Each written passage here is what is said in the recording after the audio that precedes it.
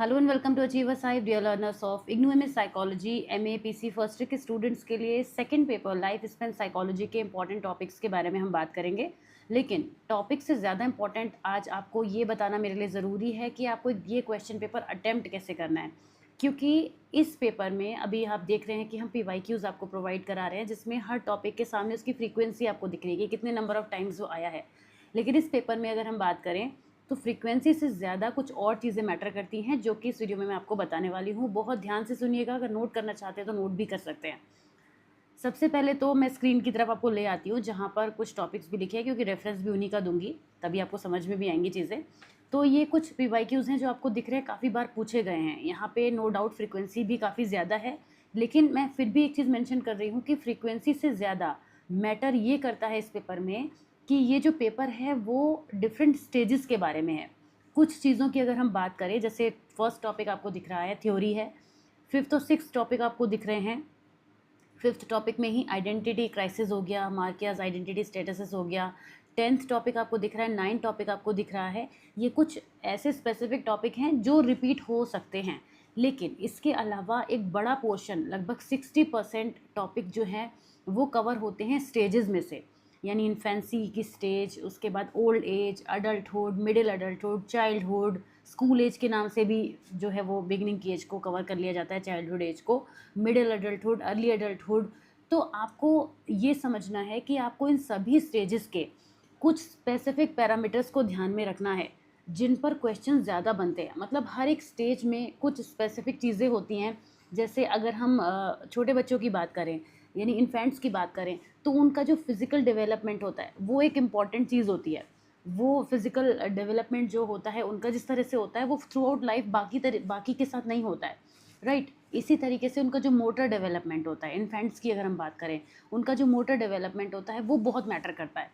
अडोलेसेंट्स को पकड़ते हैं, अडोलेसेंट्स में क्या चीज़ें ज़्यादा मैटर करती हैं, उनकी आइडेंटिटी को लेकर जो उनके साथ इश्यूज़ होते हैं, वो उस टाइम पर जो सेक्सुअलिटी को एक्नॉलेज करते हैं, चैलेंजेस जो उस टाइम उनके लिए होते हैं, ये मैटर करते हैं, राइट। अब इसमें आप अगर आपसे कोई एडोलेसेंट्स के फिज़िकल का उतना नहीं पूछेगा, हालांकि फ़िज़िकल की वजह से ही सारी चीज़ें होती हैं एडोलेसेंट्स में, लेकिन अगर मैं मिडिल अडल्टहुड की बात करूं तो मिडिल अडल्टहुड में फ़िज़िकल चेंजेस उतने मैटर नहीं करते हैं जितने कि मिडिल अडल्टहुड में क्या मैटर करता है, दूसरी चीज़ें मैटर करती हैं कि पर्सन का जो है वो अपनी जॉब को लेके या लाइफ साइकिल को लेके, या जो उस एज के मिडिल अडल्टहुड तक आते आते जो अचीवमेंट्स हो जाने चाहिए जो नहीं हो पाते हैं लोगों के, वो चैलेंजेस होते हैं। ओल्ड एज में आते आते लोगों की इमोशनल लेवल पर ज़्यादा इश्यूज़ होते हैं, फाइनेंशियल लेवल पर ज़्यादा सफ़र करते हैं, या फिर जिसको हम बोलते हैं एम्प्टीनेस सिंड्रोम, उस चीज़ से ज़्यादा सफ़र करते हैं जो ओल्ड एज में लोग होते हैं, राइट। ओल्ड एज में एक चीज़ और है, ओल्ड एज में क्योंकि फ़िज़िकल चेंजेस भी बहुत ज़्यादा डिफरेंट तरीके से होते हैं, क्योंकि डिके की तरफ जाने लगती है हमारी बॉडी।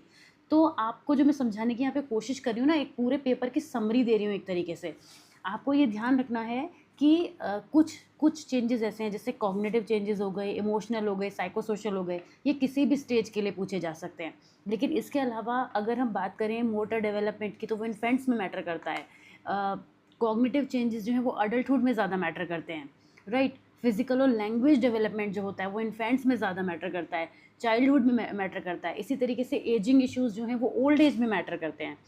तो जिस भी स्टेज के कुछ स्पेसिफिक जो मैंने अभी बताए आपको, मैं इसीलिए बोल रही थी अगर आप नोट करना चाहें तो कर सकते हैं, ये जो मैटर करते हैं इन पर क्वेश्चन बनेगा। अब आप स्क्रीन की तरफ, क्योंकि अभी तो स्क्रीन पर ही हैं आप, लेकिन फिर भी मैं आपको दिखाती हूँ। देखिए आपको दिख रहा है ना, ageing issues in middle adulthood, language development infancy में हो गया, मोटर डेवलपमेंट अर्ली स्कूल में हो गया। इसके अलावा भी कुछ टॉपिक्स थे जैसे आप देख सकते हैं यहाँ पे। अच्छा, मैंने इंटेंशनली भी कुछ टॉपिक्स कवर नहीं करे, जैसे कि psycho social development in middle adulthood. आप ये मत सोचिएगा कि psycho social development middle adulthood में मैम ने 4 बार दिखाया था कि वो फ्रीक्वेंसी में, लेट्स से फॉर एग्जांपल, तो अब यही पेपर में आएगा, बिल्कुल नहीं। मैं जो आपको इतनी देर से समझाने की कोशिश कर रही हूँ वो यही कर रही हूँ कि इस पेपर में कोई भी स्टेज का कोई भी टाइप ऑफ डेवलपमेंट आ सकता है। आपको पता होना चाहिए कि कॉग्निटिव डेवलपमेंट इन्फेंट्स में किस तरह से होगा और ओल्ड एज तक जाके किस तरीके से होगा। ये एक माइंड में क्लैरिटी होनी चाहिए, इसमें आपको कुछ भी रट कर नहीं जाना है।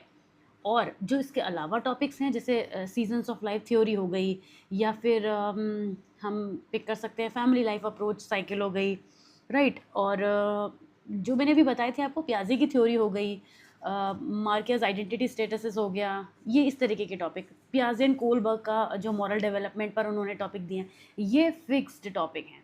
इसमें कुछ आप अपने मन से नहीं बना सकते या एग्जाम्पल नहीं यूज़ कर सकते। अब ये मन से बनाने वाली लाइन मैंने क्यों यूज़ करी कि आप पेपर में मन से बना के आएंगे, नहीं। मन से बनाना का मतलब ये हो गया कि हमारी जो लाइफ की स्टेजेस हैं उनमें से काफ़ी सारी स्टेजेस तो क्रॉस करके हम यहाँ तक आ चुके हैं। आप सभी अडल्ट्स तो होंगे, तो अडल्ट्स हैं तो उतना तो आप अपनी लाइफ में देख चुके हैं। उसके अलावा आप अपने पेरेंट्स को, ग्रैंड पेरेंट्स को, या अपने घर में छोटे बच्चों को चाइल्डहुड की फेज़ में देख रहे हैं करंटली। तो जो चीज़ें आप एक्चुअल में होती देख रहे हैं, बहुत हद तक आप उनको एज एन एग्जाम्पल या माइंड में पिक्चराइज करके भी आंसर लिख सकते हैं। ये है मेरा जो वर्ड मैंने यूज़ कर दिया था ना, मन से बनाना, उसका क्लियर मीनिंग ये है। लेकिन जो थ्योरीज़ हैं उनमें आप नहीं कर सकते, वो आप नहीं देख रहे हैं आसपास होती हुई, तो उन थ्योरीज़ को ज़रूर अच्छे से कवर करिए, या इस तरीके के जो भी टॉपिक हैं, राइट। अच्छा, एक टॉपिक काफ़ी रिपीट हुआ है और मैंने नोटिस किया और मुझे लगता भी है कि आ सकता है, जस्ट एक फीलिंग है तो बोल रही हूँ, कि जैसे आप 9th और 10th टॉपिक देख रहे हैं ना, इंटेलेक्चुअल डिसेबिलिटी, तो ये मैंने सेकेंड ईयर में भी बताया था। खैर आप तो फर्स्ट ईयर में है, सेकेंड ईयर में भी इस तरीके की चीज़ें मैंने बताई थी कि एक पैटर्न पकड़ लेते हैं। जैसे इंटेलेक्चुअल डिसेबिलिटी, लर्निंग डिसेबिलिटी, ये न्यूरो डेवलपमेंट डिसऑर्डर्स होते हैं, तो ये बच्चों से ही एसोसिएटेड होते हैं। तो ये आपसे पूछेंगे कि इंटेलेक्चुअल डिसेबिलिटी या लर्निंग डिसेबिलिटी से सफ़र करने वाले जो स्टूडेंट्स हैं, उनके लिए टीचिंग स्ट्रेटजी क्या हो सकती हैं, या उनके लिए क्या रेमेडीज़ फॉलो हो सकती हैं। तो उससे पहले आपको ये दोनों प्रॉब्लम पता होनी चाहिए। ये दोनों ही बच्चों के साथ होने वाले इश्यूज़ हैं और बहुत सिंपल चीज़ें हैं ये। लर्निंग से रिलेटेड प्रॉब्लम है या फिर हमारे जो इंटेलिजेंस होता है उससे रिलेटेड प्रॉब्लम, इंटेलेक्चुअल डिसेबिलिटी होती है। ज़्यादा भी डिटेल में नहीं बताऊंगी, मैं पढ़ाने लग जाऊंगी यहाँ पे आपको, वरना तो उसके लिए बच्चों के हम किस तरह से हैंडल करेंगे, ये क्वेश्चन बन के आने के चांसेस हैं।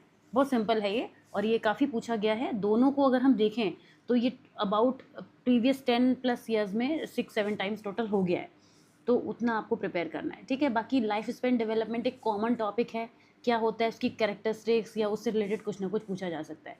तो मैंने काफ़ी डिटेलिंग कर दी है इस पेपर में। आप चाह रहे होंगे कि मैं ऐसे ही हर पेपर में आप लोगों को बताऊं, कुछ ना कुछ हर पेपर का अपना स्पेसिफिक और स्पेशल होता ही है, तो कोशिश रहेगी कि इसी तरीके से आपको बता सकूं। अगर अच्छा लगा तो ज़रूर कुछ ना कुछ ड्रॉप कीजिएगा आप अपने फीडबैक के फॉर्म में, तो मुझे भी आइडिया लगेगा कि आप क्या एक्सपेक्ट करते हैं। बाकी आप पढ़ते रहिए, अच्छे से प्रिपरेशन करिए, ये सभी टॉपिक्स आपको ईजी नोट्स में मिल जाएंगे और बहुत अच्छा पेपर करके आइएगा। ये पेपर वैसे भी बहुत सिंपल है। And wishing you all the very best, take care, bye bye.